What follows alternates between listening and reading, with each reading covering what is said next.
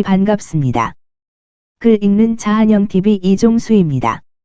이번 시간은 1010번째 시간으로 베트남전 3이라는 글을 읽어드리겠습니다. 베트남전 3 신동아. 그러다가 궁하면 패티를 찾아와 지분거렸다. 월북한 동생의 전력을 들추었다. 호치민을 찬양한다는 둥 외국군에 붙어먹고 산다는 둥 하면서 빈정거렸다. 그 바람에 나는 선풍기를 몇 대나 사다 날라야 했다. 호황은 낮에는 월남정부군 편이었고 밤에는 민족해방전선인 베트콩 편이었다. 양쪽으로 정보를 팔아먹었다. 결과적으로 양쪽 진영이 그를 먹여 살린 셈이었다. 오두막 하나 없었지만 그물 침대인 해먹을 나무 사이에 걸고 활처럼 휘어져 머리를 눕혔다. 그가 온몸으로 베트남 전쟁의 실상을 보여주는 것처럼 보이기도 했다. 베트콩의 교전 규칙 중에는 저격 대상이 대략 정해져 있다고 했다. 우선 저격 대상은 통신병이었다. 통신을 두절시켜 작전을 마비시키려는 목적이었다. 그래서 그런지 통신병의 군복은 늘 새 것처럼 보였다.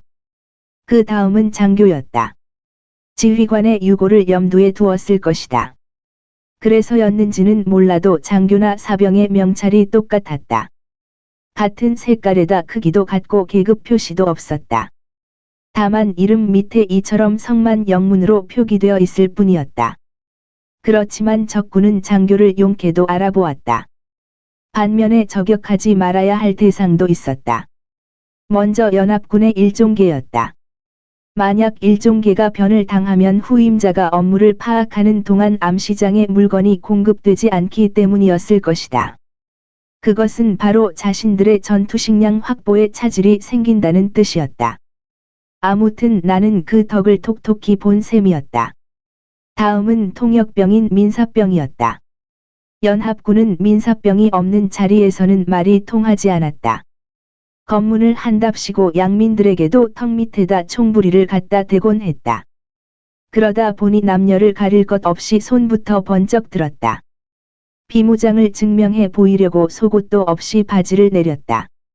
아우자이를 서슴없이 올려 치부까지 드러내 보였다. 부끄러워도 어쩔 도리가 없었다. 나보다 윗세대들도 6.25 전쟁 때 그러지 않았나 싶어 서글퍼졌다. 전쟁이 낳은 또 하나의 비극이었다. 패티의 노래. 베트남을 남북으로 관통하는 한 번 도로에 서서히 어둠이 갈렸다. 가끔 조명탄을 쏘아 올리는 포성이 멀리서 들렸다. 다리목마다 바리게이트가 쳐지고 검문이 시작되었다. 나는 통행금지 시간에도 별 제약 없이 돌아다녔다. 영국 첩보원 007의 제임스 본드와 같은 폼으로 가슴에 붉은 가죽 벨트를 맸다. 리볼버 권총을 차고 보초들의 묵인 아래 비밀 노트를 드나들었다. 사병들은 귀국 박스를 채우려면 사격장에 올라가 며칠을 두고 총질을 해대야 했다. 탄피와 탄착점 흙구덩이에 뭉쳐진 납덩어리를 만들기 위해서였다. 고국에서는 돈이 된다는 얘기였다. 그리고 일제 선풍기 한두 대와 소대에서 생필품을 아껴 모아준 SP박스가 전부였다. SP박스에는 담배만 해도 카멜, 켄트, 셀렘, 윈스턴, 말보르 등 자그마치 10보루나 들어있었다. 그뿐인가? 커피, 홍차, 설탕, 소금, 치약, 냅킨, 비누, 모기약 그리고 말라리아 예방약까지 들어있었다. 귀국 장병이 이 박스를 열어놓으면 온 동네가 잔치를 했다. 고국에선 남녀노소를 즐겁게 해주는 박스였지만 정글에 남은 소대원들은 그달의 입이 그리 즐겁지를 않았을 테다. 그렇게 해서 채워도 병사들의 귀국 박스는 언제나 그들의 가슴처럼 허전했다. 그도 그럴 것이 봉급 중에 집으로 강제 송금되는 액수가 많아 수중에 여유가 없었던 것이다. 내가 할 수 있는 일은 시내에 나가 일제 카세트나 포터블 텔레비전을 거래처인 마피아 보스롱의 이름을 팔고 싸게 사다 주는 일이었다. 또 귀국 박스 공간을 시레이션으로 채워주는 일에 인색하지 않았다. 이런 일은 달마다 날짜가 잡혀 있는 행사였다. 번거롭긴 했지만 전우들을 위한 작은 봉사였다. 우스개지만 그들이 보초를 서면서 내가 무단외출을 할 때 묵인해준 대가를 치른 셈이랄까? 거리에는 가끔 붉은색 비라가 널려 있었다. 월맹군을 지원하는 북한 요원의 소행이라고 정보팀이 말했다. 롱의 말이 맞는 것이었을까? 남조선 동무들. 양키들을 위해 헛된 피를 흘리지 말라. 누이와 어머니가 기다리는 남조선으로 돌아가라. 패티는 나를 위해 감정을 살려 초우를 불러주곤 했다. 가슴 속에 스며드는 고독이 몸부림치일 때에 노래를 듣고 나면 어머니가 더욱 보고 싶었다. 나도 모르게 눈물이 났다. 엉엉 울 때도 있었다. 패티도 따라 울었다. 모성애의 발로였을까? 그녀는 늦은 시각에도 어머니처럼 나를 위해 국수를 삶았다. 포라 하는 쌀국수였는데 그것은 단지 음식이 아니라 애정의 표현이었다. 패티는 내게 국수를 삶아주는 여인이었다. 그 메뉴에 관한 한 우리 둘은 쌍벽을 이루었다. 나는 다만 포의 향신료로 첨가되는 고수만 빼고 먹었다. 그러고 보니 국수를 좋아하는 가게의 내력도 우리 집과 비슷했다. 패티는 특히 남동생이 쌀국수를 즐겼다고 일러주었다. 며칠을 연달아 먹어도 질리지 않는다고 하니 나와 막상막하인 셈이었다. 한 번도 보지는 못했지만 왠지 친근감이 들었다. 같은 음식을 좋아하는 것은 정서의 교감이었다. 그런 날은 그녀의 감정이 한층 고조되었다. 가슴이 검붉은 빛깔로 융기하여 더욱 단단해지곤 했다. 새벽녘에는 입을 벌린 호랑이 부대마크가 선명한 속옷을 머리맡에 챙겨두기도 했다. 손수건에는 술을 놓아 내 이름을 새겨주기도 했다. 한 번은 로션을 찾다가 그녀의 화장대 서랍에서 낯선 남자의 사진을 본 적이 있었다. 월맹의 황성적기 앞에서 AK-47 소총을 들고 안경을 쓴 젊은이였다. 눈이 패티와 많이 닮았다는 생각이 들었지만 차마 물어볼 수는 없었다. 외줄에서 떨어지다. 광대놀이 같은 시간이 흘렀다. 외줄 타기는 줄을 건너지 못하면 결과가 너무도 뻔한 일이었다.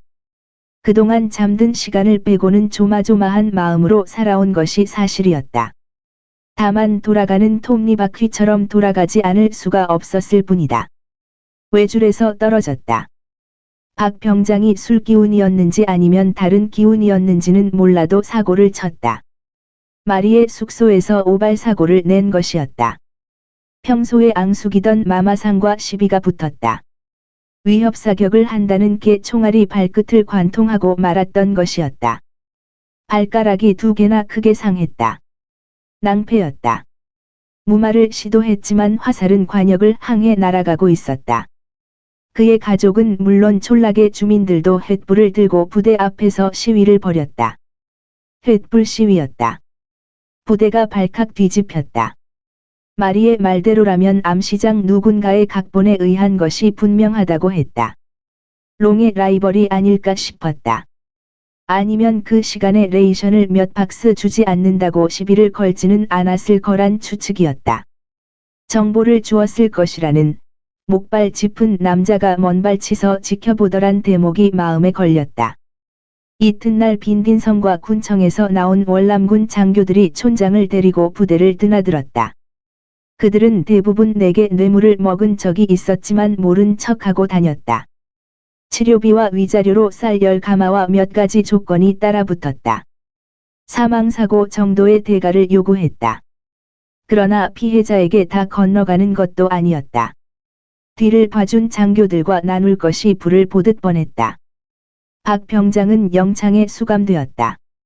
나는 상급자의 비호로 영창행은 가까스로 면했다. 맞박의 전모가 드러날까 우려했을 것이다. 평소 같으면 보상해주고 넘길 일이었다. 하지만 단체로 시위를 하는 바람에 일이 커졌다. 일종계의 공백이 있더라도 여론의 악화를 막는 일이 급선무였다. 그래서 특단의 조치가 필요했을 것이다. 구물거리다간 상급자 자신의 인사고과에도 영향을 줄 것이기 때문이었다. 나는 보직에서 해임되고 소총소대로 떨어지고 말았다. 암시장은 한동안 금수 조치로 수급 불균형 상태가 되었을 터이다. 영창을 갔다 온 박 병장은 수색대로 배치받았다. 우리 둘은 갈라지면서 땅바닥에 내동댕이 쳐지고 만 것이었다. 패티가 소대로 면회 온 것은 한참 지나서였다. 얼굴이 수척해져 검은 눈이 더 커 보였다. 정이란 게 남았는지 둘은 마주 보고 눈물을 찔끔거렸다. 며칠 전에 호황이 다리 밑에서 죽은 채 발견되었다고 전했다. 그녀는 롱의 보복일 거라고 나름의 분석을 해주었다. 내가 외곽 초소로 나가 보초를 서면 어떻게 알았는지 얼굴을 내밀었다. 캔 맥주나 음료수를 끈으로 묶어 철조망 안으로 던져주기도 했다. 보일 듯 말 듯한 슬픈 미소도 같이 던져주었다. 그녀의 애칭도, 애창곡도 바뀌었을 텐데 안타까웠다. 이게 무슨 꼴이람? 나는 죽음을 생각해 보았다. 마시지도 못하는 맥주를 잔뜩 들이켰다가 이틀이나 인사불성이 되기도 했었다. 총구를 목에 대고 엄지발가락을 방아 뒤뭉치에 걸었다 빼곤 했다. 어머니가 떠올라 차마 실행에 옮길 수는 없었다. 죽음의 그림자. 소총소대에 배치되고 첫 번째 작전이 벌어졌다. 며칠간의 전투 식량인 시레이션과 수백 발의 M-16 실탄만 해도 무거웠다. 혼자서는 메고 일어서기조차 힘들 정도였다. 거기에다 방탄조끼에 수류탄이 4발, 탄띠에는 수통이 6. 겨우 올라탄 미군의 헬리콥터는 이런 사정을 아랑곳하지 않았다. 짓궂게 고개 비행까지 해대는 바람에 고문이 따로 없었다. 가까스로 매복 지점에 진입하면 바로 참호를 파야 했다. 적보다 먼저 다가오는 정글 모기가 우리를 괴롭혔다. 모포도 뚫는다는 얘기가 있을 정도로 지독했다. 그뿐인가?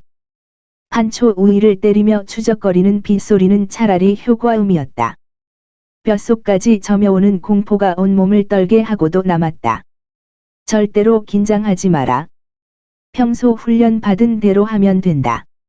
당부하는 소대장의 목소리도 떨렸다. 소용없는 당부였다. 너무 긴장한 나머지 이빨이 덜덜거리는 것을 도저히 막을 수가 없었다. 같은 참호에서 서 병장을 만나게 된 것은 다행이었을지도 모른다. 전화선으로 팔뚝을 묶어 긴급 상황이 벌어지면 당겨서 옆 참호와 서로 연락을 할 수 있도록 했다. 커피를 억지로 마시고 눈을 부릅뜨고 귀를 모았다. 야, 이 병장. 모기약 발랐어. 잃어버렸는데. 이런, 한심한. 밤을 어찌 보내려고. 서 병장은 철모 위장포에 끼워져 있던 금쪽 같은 모기약을 내밀었다. 전투에는 왕초보였던 나를 일일이 챙겨주었다. 전장에서 모든 것이 생소한 나는 그의 조언에 충실히 따랐다. 어떡하든 우린 살아남아야 한다. 정신 차려. 아님 죽는 거야. 자꾸만 허물어지는 나를 붙잡아 세워주었다. 그때였다. 휘파람 소리가 나는가 싶더니 천지가 진동하는 소리가 났다. 적의 박격포 탄이 날아온 것이었다. 구앙궁. 따다따다따다. 참호마다 M-16 자동 소총이 불을 뿜었다. 나는 본능적으로 방아쇠를 당겼다. 소총이 말을 듣지 않았다. 누가 철모를 때렸다. 옆자리 서 병장이었다. 야! 자물쇠. 자물쇠. 너무 긴장한 탓이었다. 안전 자물쇠가 채워진 채로 방아 뒤만 연신 당긴 것이었다. 참호 앞에 무언가 얼씬거렸다. 크레모어 격발기를 눌렀다. 흙먼지가 날렸다. 수백 개의 쇠구슬이 정해진 각도에 따라 날아갔다. 적과의 교전은 한동안 이어졌다. 서 병장의 M-60 자동화기는 신들린 듯 춤을 추고 있었다. 잠깐 동안에 수백 발의 뜨거운 탄피가 참호 바닥에 쏟아져 쌓였다. 강스파이크. 이튿날 박격포탄이 날아 떨어졌을 의심지역에 수색을 나갔다. 산간으로 이어지는 마을이었다.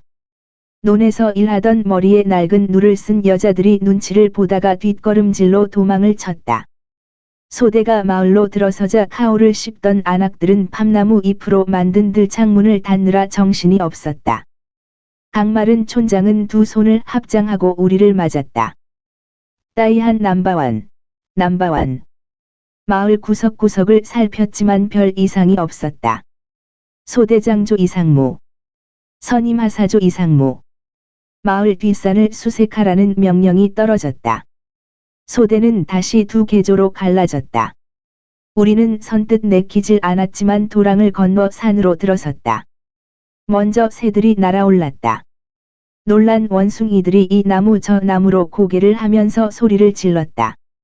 그런 중에 유령 같은 물체를 발견했다. 검은 복장의 적이었다. 바로 시야에서 사라졌다. 수색 끝에 은신처를 찾아냈다. 땅굴이었다. 입구에 마른 나뭇가지를 미처 치우지 못한 것이 아군에게는 행운이었다. 소대장은 땅굴 안으로 들어갈 지원병을 물었다. 한동안 침묵이 흘렀다. 서병장이 나섰다. 철모를 벗고 머리수건을 동염했다. 자신의 화기를 내게 맡겼다. 소대장으로부터 권총을 넘겨받았다. 좁은 굴 속에서는 철모도 소총도 장애물이었다. 소대원들을 한 번 돌아본 서병장은 손전등을 켜고 엎드려 굴 안으로 기어 들어갔다. 정글어 바닥이 사라진다 싶더니 다시 보였다. 백지장 같은 그의 얼굴이 돌아섰다. 입구에 있던 내 옆에 나뒹굴었다. 그 순간이었다. 화랑! 폭발음이 들렸다. 왼쪽 다리 정강이에 쥐가 나는 느낌이 왔다. 피를 보자 그만 정신을 잃고 말았다. 깨어보니 소독약 냄새가 코를 찔렀다. 야전병원이었다. 옆 침대에는 서병장이 웃고 있었다. 아니, 내 다리가. 붕대가 친친 감긴 왼쪽 다리를 내려다보았다. 서병장은 한동안 웃기만 했다. 권총을 겨누고 굴 안으로 들어섰는데 엎드린 적이 방망이 수류탄을 들고 있더란 것이었다. 총을 쏘았다간 같이 죽을 것 같아 망설였다. 그러자 적은 수류탄을 던졌다. 본능적으로 서병장이 손으로 쳐서 막아냈다는 것이었다. 수류탄은 굴 안 초입에서 터졌다. 둘은 날아든 파편에 심하지 않은 부상을 당한 것이다. 서병장은 오른쪽 팔뚝에 붕대를 감고 있었다. 다리를 다친 나를 헬기장까지 업고 뛰었다고 했다. 그렇게 냉철한 구석이 있었다니 놀라운 일이었다. 야, 서병장. 너 배구 선수였냐? 강스파이크를 맨손으로 맞게. 기다리 서병장의 별명이 강스파이크가 되었다. 나는 안경이 못쓰게 되어 다시 만들었다. 다리 부상보다 더 오래 걸렸다. 우리 둘은 열흘 정도 병원 신세를 지고 원대 복귀했다. 우리는 진정한 전우가 되었다. 하늘에서 스콜이 시원스레 쏟아져 내렸다. 갑자기 샤워를 하고 싶어졌다. 국수 사건. 적군이 흔히 써먹는 박격포 공격은 간헐적이었다. 그들은 게릴라전의 명수였다. 한 달이면 한두 차례 기지 안으로 쏘아대곤 했다. 적의 포신은 아군 것에 비해 1mm가 컸다. 예를 들어 61mm, 82mm로 우리 포탄도 사용할 수 있었다. 적들은 포판이 무거워 아예 들고 다니지 않았다. 철모나 돌멩이 위에 포신을 올려 잡고 포탄을 집어넣어 날렸다. 본부와 떨어져 있는 독립중대에서는 대부분 강물을 정수해서 식수로 사용했다. 적군이 소련제 독약을 풀었다는 소문이 자자했다. 적군 출몰 지역에는 연합군이 강물에다 독극물을 탄다고도 했다. 고엽제를 뿌리는 미군기를 보면 그럴 수도 있겠다는 생각이 들기도 했다. 하지만 개의치 않았다. 아니 다른 방도가 없었다. 물이 없으면 절박해지기 때문이었다. 작전 지역 대부분에 뿌려졌던 고엽제. 시야를 가린 정글은 연합군으로서는 눈엣가시였다. 정글만 사라지게 한다면 바로 전쟁을 끝장낼 수 있을 거라는 생각을 했다. 영화에서 미국의 드넓은 농장에 비행기로 약재를 뿌리듯 그렇게 에이전트 오렌지라는 생태계를 망가뜨리는 독성 강한 고엽제를 뿌렸다. 어떤 전우는 모기를 쫓는다며 맨몸으로 나가 고엽제를 비처럼 맞기도 했다. 나뭇잎만 고사하였겠는가? 다이옥신이 녹아든 빗물은 강으로 흘러들었을 것이다. 우리는 그 강물을 퍼다 마시고 샤워도 했던 것이었다.